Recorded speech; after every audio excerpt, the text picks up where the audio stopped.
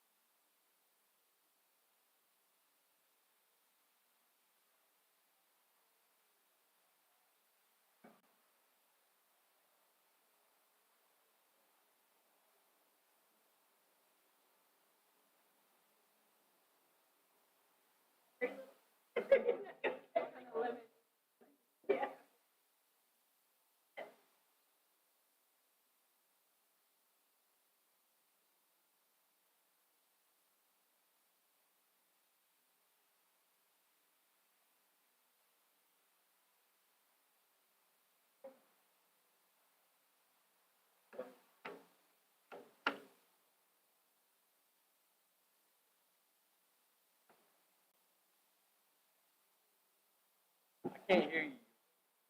Man, you better stop. I can't get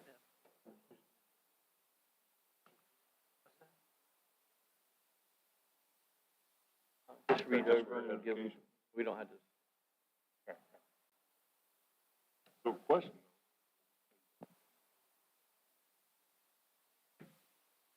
There's a-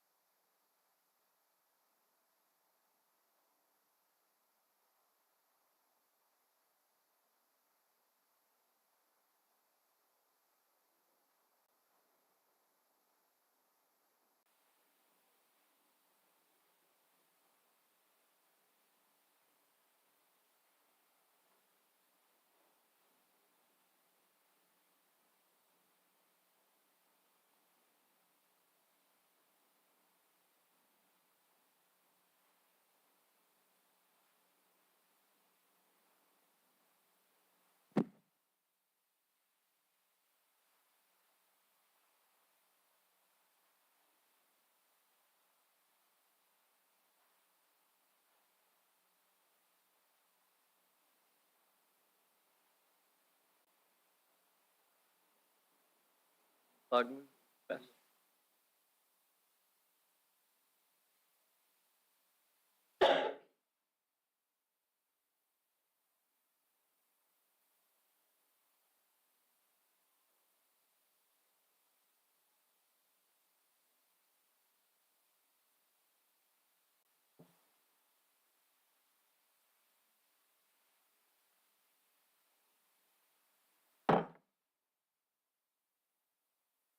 All righty, it's now 6 o'clock, so I'd like to call this meeting to order.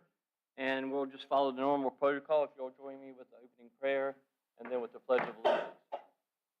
Dear Lord, thank you for bringing us here tonight to serve this town. Let us use your wisdom, your knowledge, your strength to govern this town. Thank you for all of our staff that works tirelessly behind the scenes, volunteer boards that volunteer without pay, and thank you for the beautiful place in which we live. Thank you for our student athletes, one of which we're going to honor tonight. And just let us work using your wisdom and your will to make this a better town.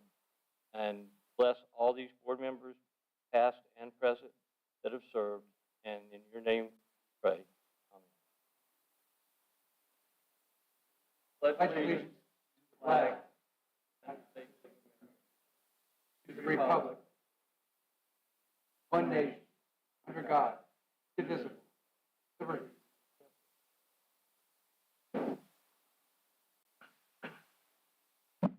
Okay, so the first order of business is public comment, where citizens have a chance to address the board for no more than 3 minutes per speaker on items listed on the agenda. So then there'll be a second opportunity at the end of the meeting where you can address the board again if you'd like on not listed items. So we have Mr. Frank Tersey is the only person signed up. So Mr. Tersey, if you'll come up and state your name, address, and then give your comments.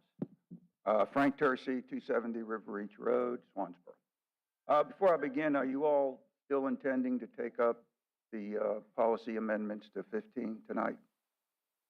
On the agenda. Okay, so I think you all you should have in your agenda packet some written comments that I delivered to Town Hall this morning.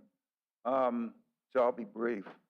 I just know what I read in Jimmy's newspaper, and it seems pretty clear that you all are in support of accepting the roads at Charleston Park. I just hope you would find a way to do that without blowing a hole in our ordinance. Because I fear that what you're going to consider the amendments to Policy 15 that you're going to consider later on this evening will do just that. They'll make the building standards in the subdivision ordinance meaningless. The wording is so vague, unusual, something other circumstances. They're not defined, which means that you get to define them. And whoever sits up there gets to define them, and that would change every 2 years at least. Those are not standards at all. And they would be replacing engineered standards, measurable standards that are used by local governments throughout the state.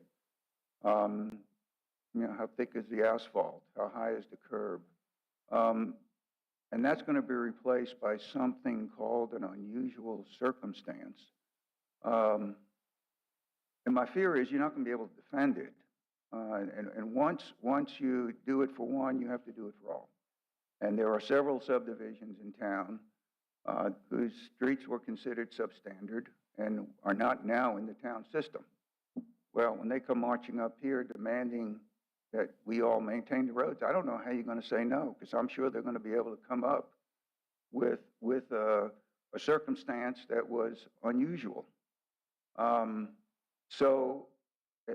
why would a developer spend the money to build roads to standard when all he has to do is sell the houses and hope that the residents can apply enough political pressure so they can come through the loophole? So I ask you not to do this, that this is really a backdoor way of changing the ordinance. And I think that skirts state law. And if you're going to do this, if you think it's a good idea, I would ask you to table what you're going to consider tonight, call a public hearing to change the ordinance. That would allow people the opportunity to come up here and state whether they agree with it or instead of doing this, which I think is going to cause the town great harm in the future. Thank you. Thank you for your comments. So now we move to the adoption of the agenda and consent items. And Alyssa has submitted to the board the regular minutes of the previous meetings on August the 14th, the regular meeting, August 14th of 2023, the closed session, August 28th of 2023, the regular meeting, and August 28th of 2023, the closed session, and then the budget ordinance amendment 2024-7. So is there any discussion on that by the members? Okay. So could I get a motion to approve those minutes? And So moved. second, please. Second. Okay. All in favor, say aye. Aye. Okay, it sounds like a unanimous decision, so the consent items are passed. Now we'll move next to the appointments and recognitions and presentations section of our meeting. And we'd like to recognize Ms. McKenna Panos to come up to over here by this podium over here, I would think. And I'd like to read out something.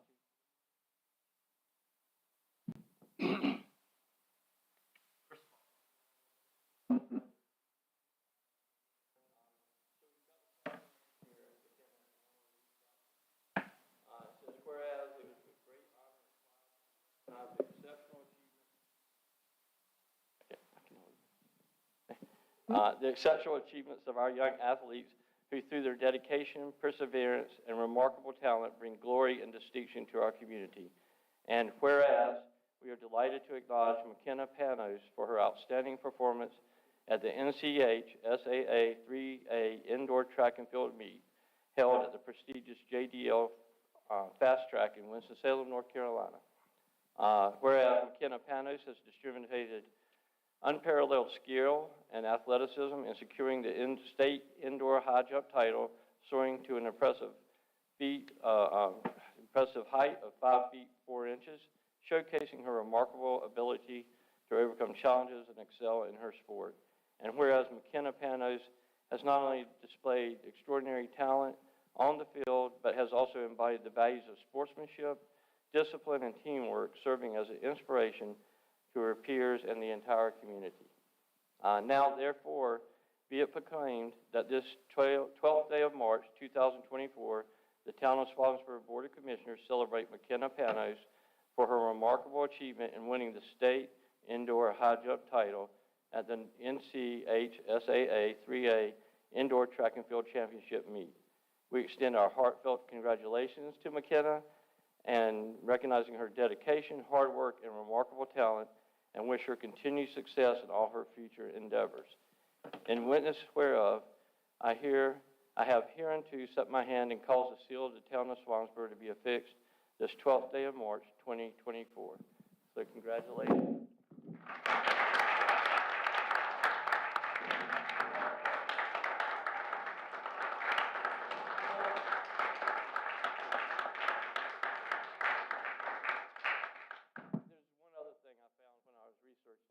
About you a little bit, so I know what I talked about when I came up here. That while she was competing, you had to go back and forth between the pole vault and the high jump.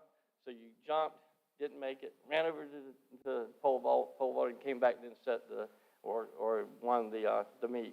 And didn't you just recently set a pole vault record for Swansboro High School? So congratulations on that. Your grandfather was a very special friend of mine. So I just want to present that.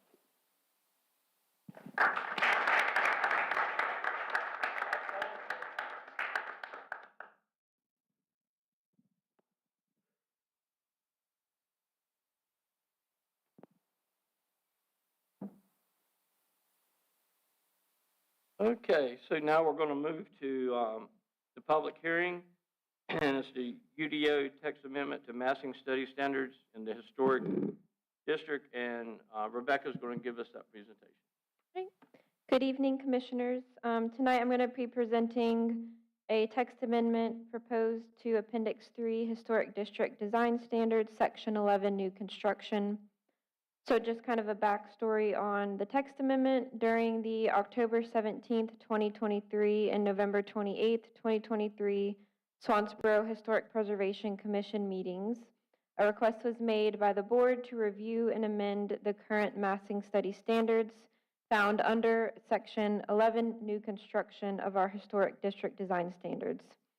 Following that, the planning board recommended this amendment to the Board of Commissioners at their February 6, 2024 meeting and found it to be consistent with the comprehensive plan. So currently, Section 11, new construction of our historic district design standards requires that all new construction, and that includes additions, require a massing study to be completed by an architect or engineer to make sure that anything new that's added to the district is congruous with the special district character of the district. So the purpose of this draft amendment is to exclude small additions or projects from needing massing studies as it is currently required. So the draft ordinance proposed to the Swansboro Unified Development Ordinance adds to Appendix 3, Section 11.1, new construction standards, that if a small outbuilding is 150 square feet or less, or if an addition of a home is 250 square feet or less, a massing study is not required. So we're just trying to make the process a little bit easier for people. It was originally adopted to keep from having anything added that's not to scale or congruous with the district. And then we found, as we were kind of working through and actually having it implemented, that it is a little extreme to require a massing study for something as small as an outbuilding or addition to a home that's not really visible from the street or anything like that. So we're just working through the kinks of what we added in January of 2023 to make it a little bit easier for people to complete projects in the district. And I'm happy to answer any questions for you guys too. Anyone have any questions for Rebecca? Okay, so now I'd like to open a public hearing on the matter. And so now the public hearing is open. Anybody like to make any comments in the audience? Okay, none being heard, I close the public meeting and we'll move to the motion portion of it. And I'd like to see if anybody would like to make a motion to approve ordinance 2024-04, which would amend Appendix 3 of the Historic District Design Standards, Section 11, new construction. So moved. Do I get a second? Second. Okay, all with the second, all in favor, say aye. Aye. All opposed, nay. Okay, that sounds like a unanimous decision, so that will pass. Thank you all. Thank you. Now we're going to move to the non-consent, which would be the sidewalk repair and street repaving project. And Mr. John Barlow, our interim town manager, is going to do the presentation on that.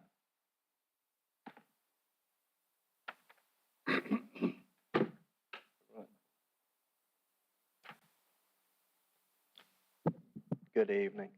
We were recently approached by the property owner at 101 to 104 Church Street, which is known as Port of Swansboro, about replacing the, or she's going to plan to replace the parking pad in front of the location of that business. The town owns a 6-foot wide section from the paved street, 6 feet wide to her existing. It's all one pad, but 6 feet of that belongs to the town. It just made sense that if she was going to tear up that portion, we might as well tear up the whole thing. So our idea was for us to have that contractor perform the work, and we would pay our portion, she would pay her portion. The price the contractor gave to Tank Bates for our portion of the work, depending on the thickness of the concrete, that there will be cars and heavy trucks driving over that pad, crossing the side, our 6-foot sidewalk onto her parking pad, for 4 inches or 6 inches, $7,560 for 4 inches of concrete, or $9,000 for 6 inches of concrete, about 120 feet in length. We think you should go with the 6 inches just due to the capacity of the concrete for the weight of the vehicles that might cross over. If you go down there now, it's pretty torn up, and might happen again, just with a 4 inches of concrete. Similarly, we'd like to go ahead and pave the portion of Church Street that is in front of that business, basically from Water Street to Front Street. I don't have the length of that paving. I don't remember.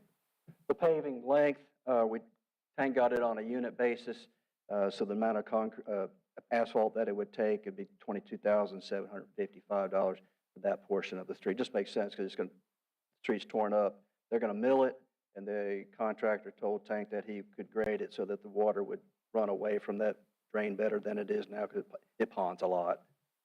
So we have money in the Powell bill. Those are both sidewalks and streets are Powell bill eligible. There's ample funds in the Powell bill budget this year, so we would ask that you approve both those contracts. Sun City Contractors for replacement of the concrete, and Onzo Grading and Paving for the street repair. Okay. Any questions? Any I have a comments? At this cost, this price point, is this the only bid that we received on this? It is. It's below any threshold where you have to formally bid it.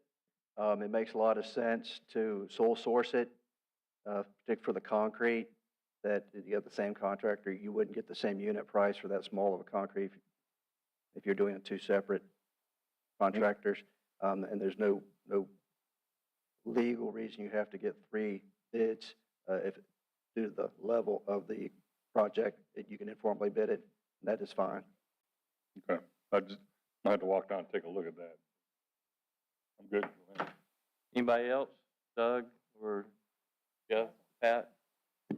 So we're talking 2 separate things, one for about 9,000 and one for 22,000, right? Correct. It's 2 separate contractors. It'd be 2 separate contracts. But yeah.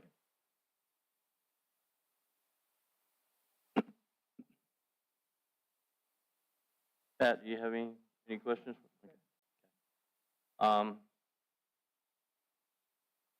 Okay, so now we'll move to whether we want to authorize the staff to enter into a contract with Sun City Contractors in the amount of $9,000 to replace a 6-foot by 120-foot of concrete and a separate contract with Onzo Grading and Paving in the amount of $22,755.50 to repave a portion of Church Street.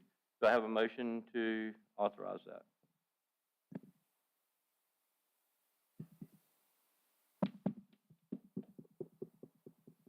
Okay, no motion is heard. I guess we'll. Well, Yeah. If we can table it, right, and discuss it later? let's table this. Can we Well, go ahead and table this? You can, but the property owner's going to go ahead and do her portion of it. She'll go ahead and do hers, and we'll have to come back later if we So want to. she's going to go ahead and proceed with her portion, and then the town would have to go back separately and do it, and probably cost us more? Maybe? I would agree with that, yes. Okay. I'll make a motion to approve it. Okay, no second, so I guess it. No, I'll second it. You will? Okay. All right, so we have a motion to approve and a second. Bill, we're talking just the 9,000 part now, right? No, all of it. And the street, Yeah. Oh, okay. and the street paving after the concrete is done. You have a question, Doug? Could you explain to me about Powell bill eligible? Like how we're funding this? Right, we receive Powell bill funds from the state for specific purposes. They're very restricted funds. It's a portion of your gas tax that you pay every gallon. It's based on population and number of road miles you have in your city. You get a portion back to each town that has municipal streets. For the maintenance of streets, sidewalks, curb and gutter, equipment that maintains roads and right-of-ways, personnel that works on roads and right-of-ways, all those are Powell bill eligible funds. We receive about 110, not a lot, but that's what we get for, that we can have specifically spend on those activities. So the balance we have right now, and that is 110,000, you're saying?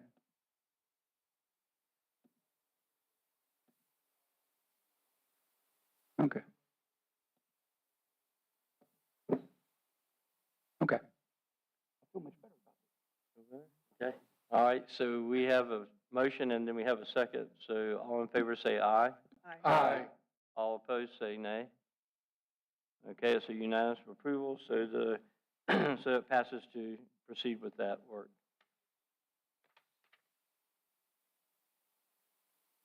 Thank you. Thank you.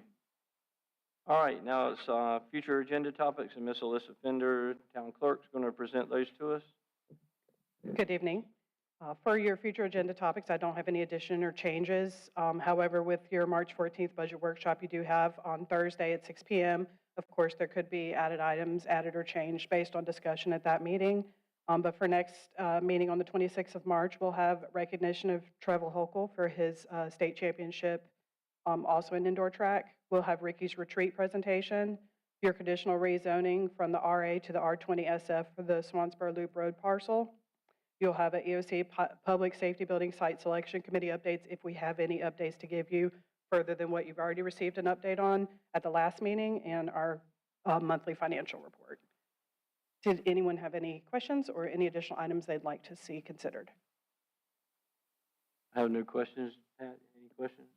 Jeff? Comments? Doug? Good. All right, thank you Okay, very thank you. much. Thanks for all you do. All right, now it's Mr. Francis Raspberry well, go ahead, John. Sorry. I'll introduce it, then turn it over Okay, sure. to him. Yeah. All right. This item to be considered is amendment to Board Policy Number 15, Private Roads and Associated Facilities, Acceptance of Dedication and Maintenance. As requested by the board, the town attorney prepared an amendment to this policy, which was originally adopted back June 21st, 2011. You have a copy of the policy in your agenda packet.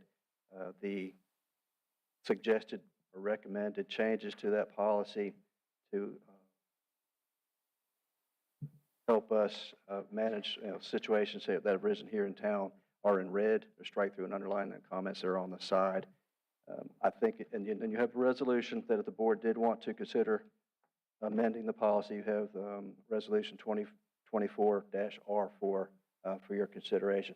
I think it'd be best if I just turn it over to town attorney now and just kind of let him explain the legal interpretation of what's going on here and what it allows you to do and not to do as far as this being a policy, a guide is basically what it is for the board.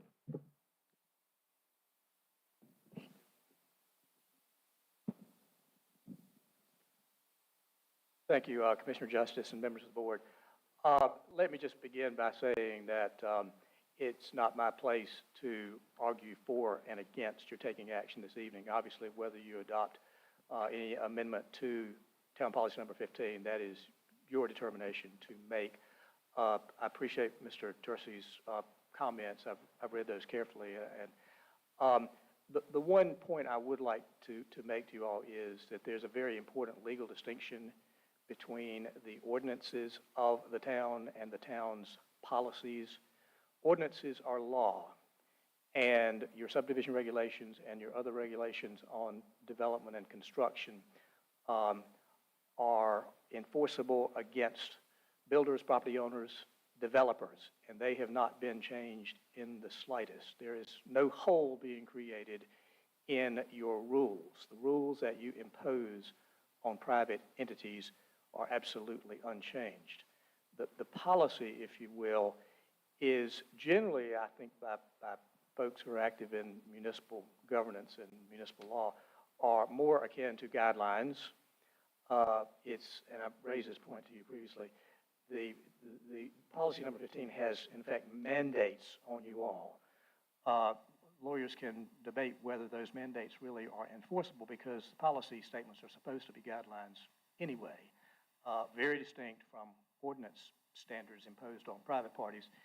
And the attempt was to look at the policy, and rather than simply saying that the town could take unilateral action to accept the streets in Charleston Park, if that is the will of the board, there is this policy that's come into discussion, and it might be more forthright to look at the policy and say, well, should we consider some flexibility in the policy in terms of what the council can do when it finds finds itself, the board can do, when it finds itself a dozen years down the road with a situation like Charleston Park.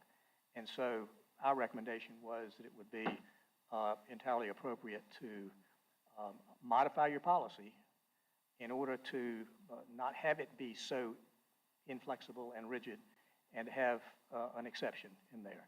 And it's very general language. We agree. I don't think there's any way you could probably identify all the circumstances that might arise years or maybe decades down the road concerning substandard infrastructure improvements that you decide, that the town decides it will nevertheless accept. So it's general. My thought was that should you choose to amend this policy, adopt this policy, amending the existing policy number 15, that the follow-up action would be for the town to take some formal action with respect to Charleston Park. And in that formal action, if it is your wish to take over those streets as part of the street system of Swansboro, then you could identify certain findings